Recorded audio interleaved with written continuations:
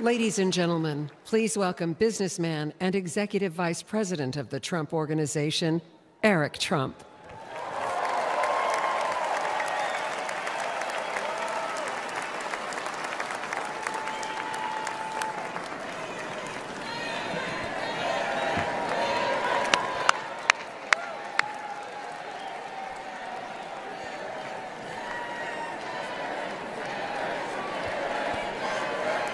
Good evening, America.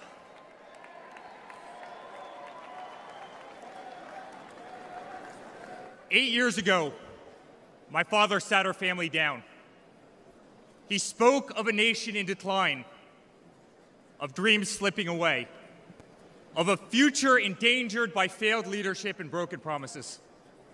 It was in that moment I knew my father had made a decision that would forever change our lives. We realized he had chosen to step into the arena, to fight for the soul of America. He had decided to leave behind the comforts of an unbelievable business empire, to leave behind everything he had ever built, to answer the call to serve our nation. Unlike his predecessor, it was not a decision born out of necessity.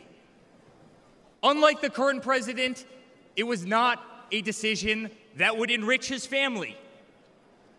Rather, it was a decision made out of love for this country and a deep concern for America's future.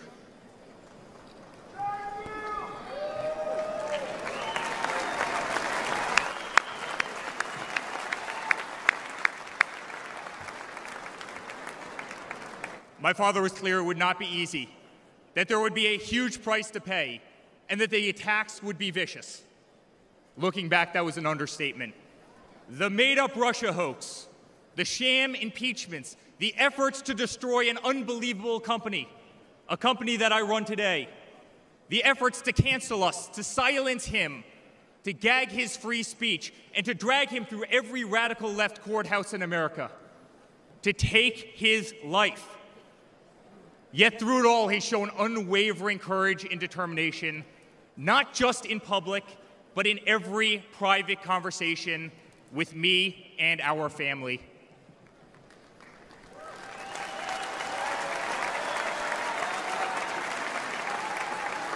He stood tall, fueled not by personal ambition, but by a profound love for this country and a love for all of you, the American people. That man is my father. That man is the 45th president and soon to be 47th president of the United States. That man is Donald J. Trump.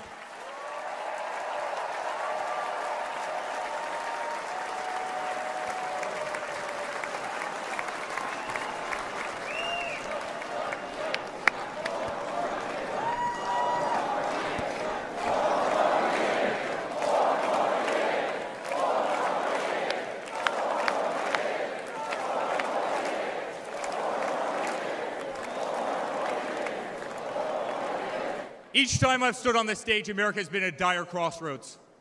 In 2016, many people began to doubt the promise of America. Our economy was struggling, jobs were scarce, our standing on the world stage was weak at best.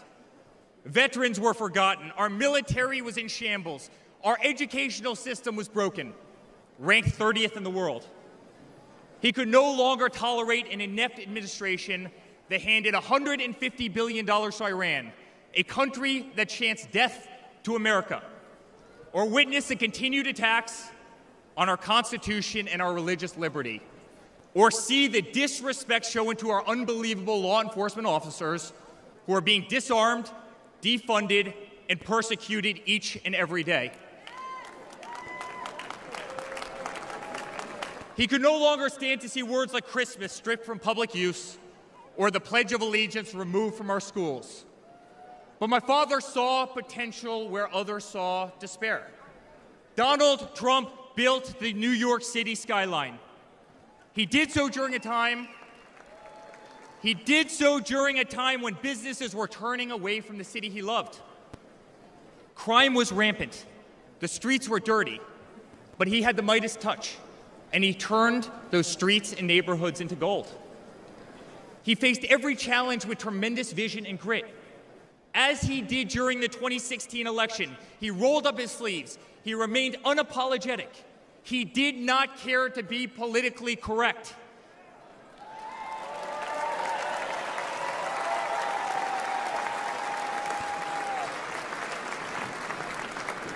He restored hope. He restored a voice to millions of Americans who had been ignored. He restored the American dream. Under my father's leadership, the economy climbed to record heights. Jobs were created at an unthinkable pace. Unemployment reached historic lows across all demographics. Wage growth soared. He cut taxes for hardworking families and businesses. He slashed regulations. We saw the greatest 401k increase in American history.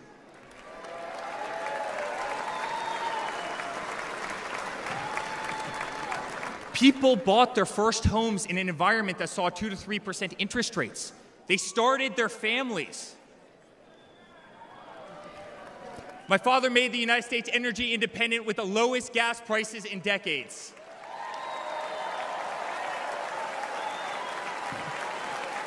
My father made the United States safe. Our borders were closed. There was peace in the Middle East. Soleimani, al-Baghdadi, the terrorists were dead.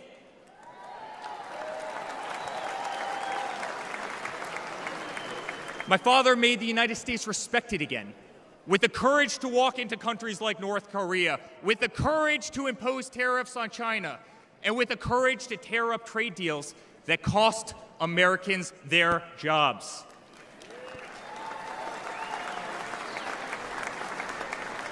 He brought manufacturing back to America. Small businesses flourished. He did what he promised. He put America first. We were winning. Donald Trump made America great again.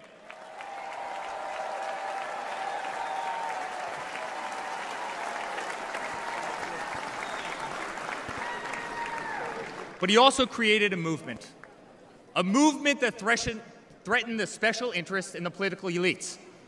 A movement that cast a bright light on the institutions weaponized against the American people. You see it in our schools. God bless the moms who fought back.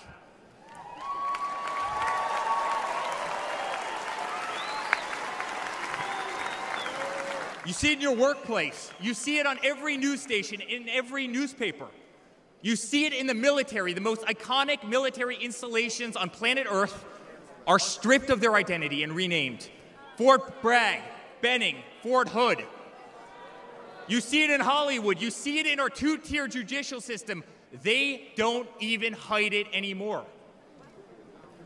My father has been censored. The former president ripped off Twitter, Instagram, and Facebook, while terrorist organizations remain intact. My father has been persecuted, targeted by far-left Democrats, funded by special interest groups, and hand-picked judges. My father has been pulled off the ballots of states, radical justices attempting to defy the will of millions of Americans who adore who he is and what he stands for. My father even became the target of an assassin who almost killed America's single greatest hope for our future. The swamp is terrified of this incredible movement. They're terrified of it. They're terrified of you and the tens of millions of people watching us on TV right now. They've tried everything to keep him from you, everything, to destroy his legacy, to destroy his family. They have failed, and they will not win.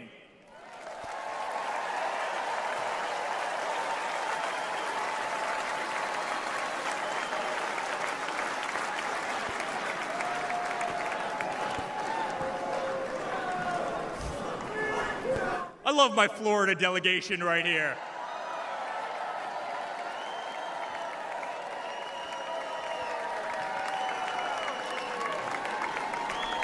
Thank you, guys. My father stands before you with the most votes of any Republican candidate in the history of our nation.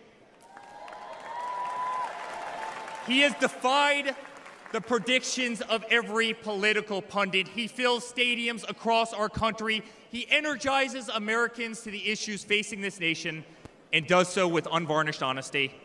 He is not a threat to democracy. He is a threat to those who despise our republic, many whom are bought and sold, bribed and coerced, people who have never signed the front of a check and who have been dependent on the government their entire adult lives.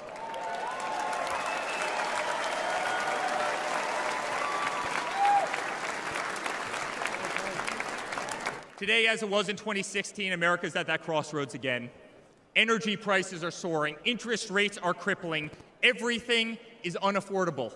The US dollar has been diminished. Inflation has made it impossible for Americans to live, to save for their future.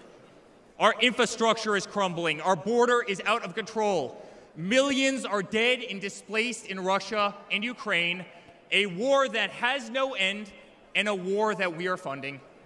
The Middle East has become a hornet's nest. Our greatest ally, Israel, totally under siege. Fentanyl is killing our youth and destroying families, while the current administration stands idly by, hoping their inaction will import illegal votes. Crime terrorizes our cities and our suburbs as far-left policies handcuff police. Male athletes, guys my height, 6'5", are swimming in women's sports.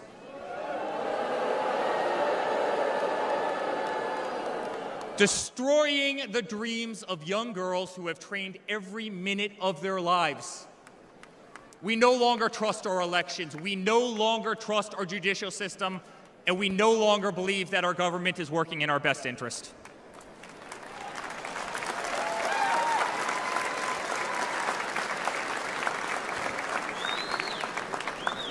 In spite of where we are today as a nation, I'd like to speak to every American. To the homeless veteran sleeping under a bridge as illegal immigrants are housed in the most expensive hotels in New York. I'm sorry. We know it's wrong, and we will fix it.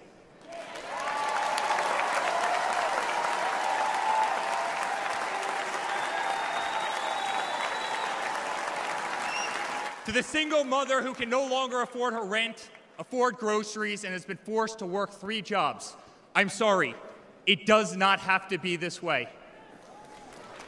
To the parents who lost a son or daughter to fentanyl, including the incredible woman that spoke the other night, while an administration does absolutely nothing, I'm sorry.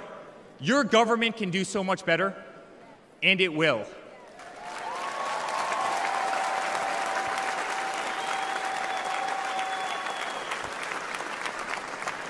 To the children who are being brainwashed instead of learning the fundamentals in school, I'm sorry.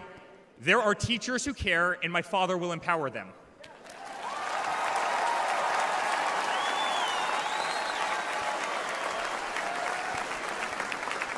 To the law enforcement officers, our brave Border Patrol, Secret Service agents who work every single day to protect our communities, knowing damn well that the system will throw you under the bus, I'm sorry. We will stand behind you.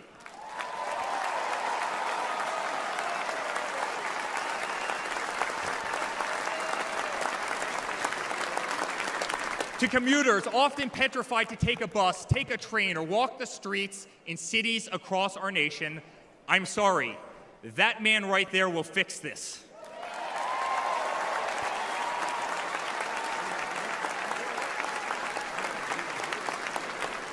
To the construction workers, to the middle-class families, to the families with children with disabilities, families who can no longer afford medical benefits or to take a vacation, I'm sorry. We will make America great again.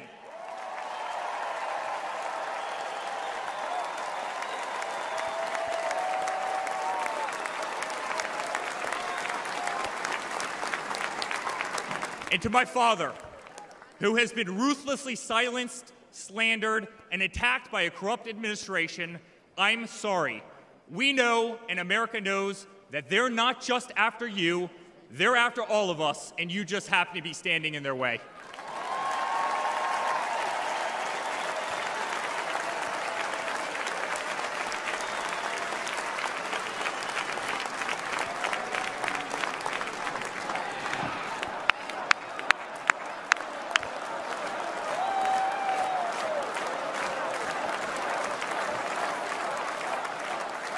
To all Americans watching tonight, the greatest retribution will be our success.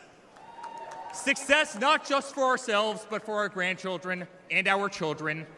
Under President Donald J. Trump, the swamp will be drained, America will be respected, our cities will be safe, our streets will be clean, and our border will once again be secure.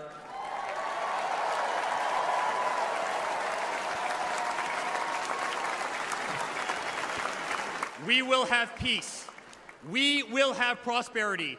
Your hard-earned tax dollars will enrich a better America, not be squandered in corrupt foreign nations. Education will be handed back to the states. We will no longer be 30th in the world. We will be first.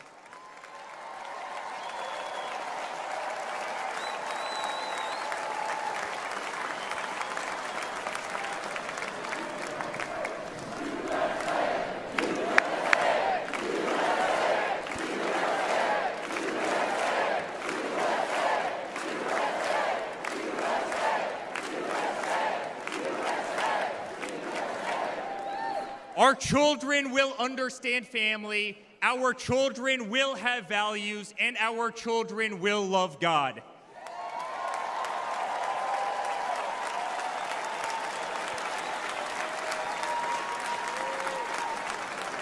Our country will prioritize free speech, respect freedom of religion, and honor our Constitution.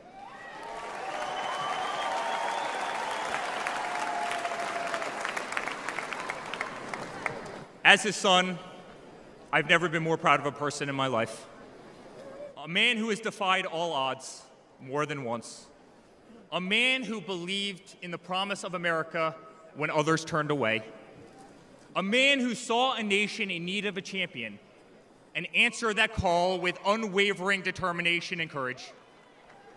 A man who survived a bullet that was intended to eliminate him permanently from our future and from our family. Never have I been more proud to be a Trump.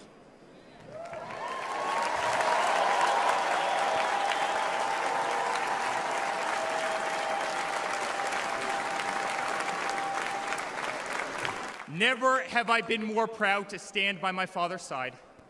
I remain incredibly honored to be part of this journey, a journey with all of you, a journey to save the greatest country on earth, a journey with the most incredible people I have ever met. Dad, 5 days ago, Laura, Luke, Carolina, and I held our breath as we saw blood pour across your face. By the grace of God, divine intervention, and your guardian angels above, you survived.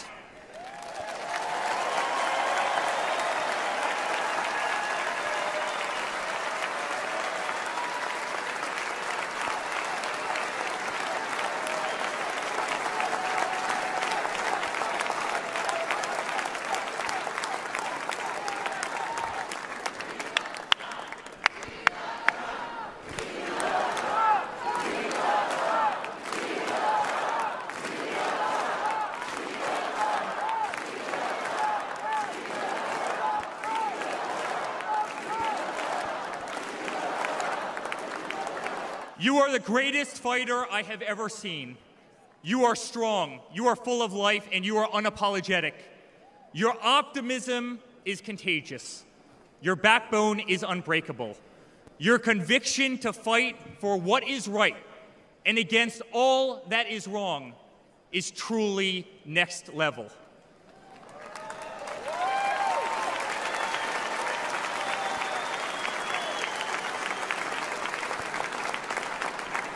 The whole world saw your strength as you stood up. You wiped the blood off your face, and you put your fist in the air in a moment that will be remembered as one of the most courageous acts in the history of American politics.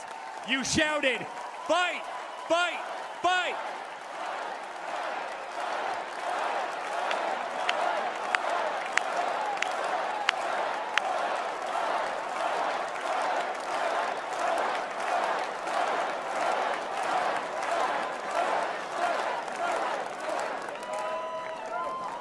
I'm honored to be your son.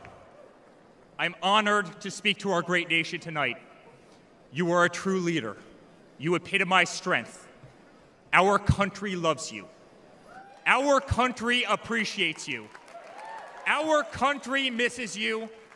And on November 5th, our country will re-elect you as the 47th President of the United States of America. Good night, Milwaukee. God bless you all.